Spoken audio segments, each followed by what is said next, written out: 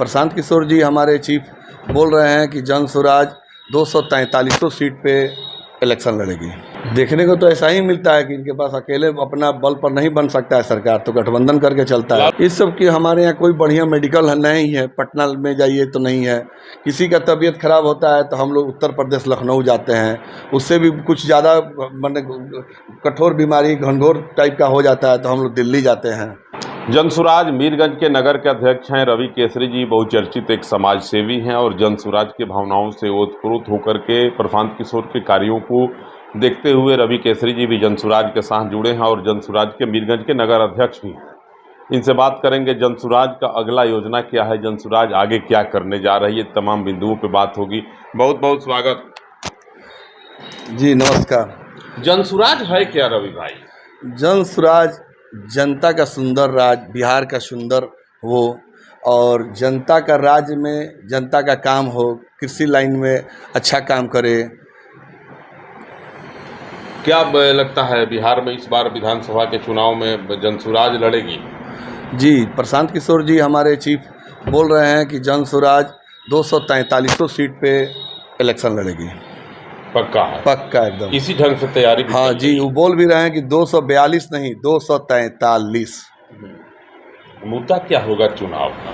चुनाव का मुद्दा यही होगा कि हम लोग का कृषि मतलब सुंदर राज्य बने, भय मुक्त हो बिहार, शिक्षा में अच्छा काम हो, उसके बाद आपको यहाँ कल कारखाना लगे जो कि रोजगार मिले पब्लिकों को, और यहाँ तमाम ध्वस्त हो चुका है, उसको बढ़िया सुंदर राज्य बनाने के लिए ही जन स्वराज आगे कदम बढ़ा रहा है। आप जिस जिला से आते हैं उस जिला का आधा भाग जो है प्रत्येक वर्ष बाढ़ से त्राहिमाम करता है जी। इस बार भी देखे होंगे एक सप्ताह से जो कई ब्लॉक हैं गोपालगंज के, तमाम ब्लॉक के ग्रामीण क्षेत्रों में गंडक नदी का पानी भर गया है। जी, तो भर तो हर साल जाता है, हर साल टेंडर होता है। कौन दोषी है इसके लिए? अब इसमें दोषी क्या, सरकार जो है वही दोषी होता है, बाहरी आदमी तो नहीं आ सकता। सरकार जो होता है चला रहा है उसी दोषी होता है। लेकिन हम देखते हैं हमारे मतलब हर बार देखा जाता है कि लाखों करोड़ों का टेंडर होता है, फिर वो ध्वस्त हो जाता है 1 साल के बाद, फिर नया होता है बरसात आने के बाद। प्रशांत किशोर के नेतृत्व में अगर सरकार बनती है बिहार में, जनसुराज सरकार बनाने की स्थिति में आ जाती है, तो बिहार में सबसे पहला कौन क्षेत्र है जहां काम करने के लिए आप लोग सरकार को बोलेंगे? शिक्षा होगा या फिर स्वास्थ्य होगा? सबसे पहले तो शिक्षा का काम होगा जी, उसके बाद स्वास्थ्य होगा, कृषि का काम होगा। ये देखने को मिलता है रवि भाई कि बिहार के मुख्यमंत्री कई बार जो है अपने आंखों को दिखाने के लिए, आंखों के चेकअप के लिए, बिहार के कई बड़े नेता अपने इलाज के लिए देश के दूसरे राज्यों में जाते हैं। जी, बिहार में क्यों नहीं इलाज करवाते? इस सब की हमारे यहाँ कोई बढ़िया मेडिकल नहीं है, पटना में जाइए तो नहीं है। किसी का तबीयत खराब होता है तो हम लोग उत्तर प्रदेश लखनऊ जाते हैं, उससे भी कुछ ज़्यादा मतलब कठोर बीमारी घनघोर टाइप का हो जाता है तो हम लोग दिल्ली जाते हैं।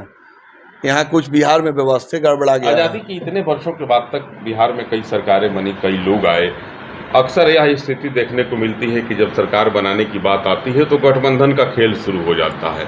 राष्ट्रीय जनता दल ने लंबे समय तक बिहार पे शासन किया, भारतीय जनता पार्टी का भी अच्छा खासा प्रभाव रहा, जेडीयू का भी अच्छा प्रभाव रहा। मुख्यमंत्री नीतीश कुमार कई वर्षों से मुख्यमंत्री के पद पे काबिज हैं।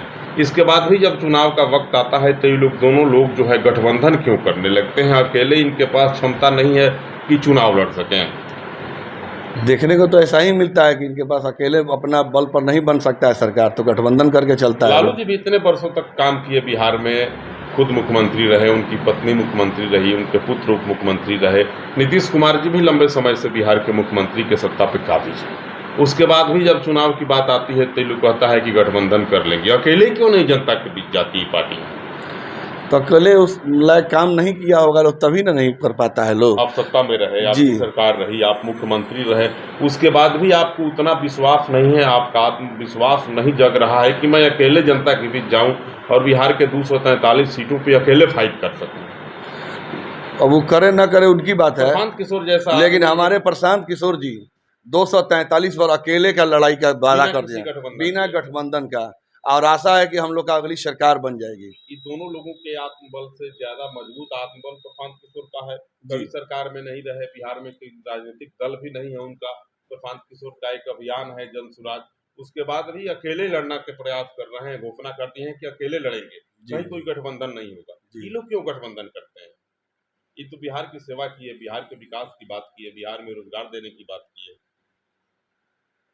ये अपना क्षेत्र में घूम रहे हैं, गांव-गांव में पैदल यात्रा कर रहे हैं। इनको मतलब अपने आप पर भी बहुत मतलब कॉन्फिडेंट है कि हम 243 पर लड़ेंगे और हम पूर्ण बहुमत से भी कोई आएंगे। विकास नहीं किए, कोई सत्ता में नहीं रहे तब। लोग परिवर्तन चाह रहा है भैया, इस बात पर ध्यान रखा जाए।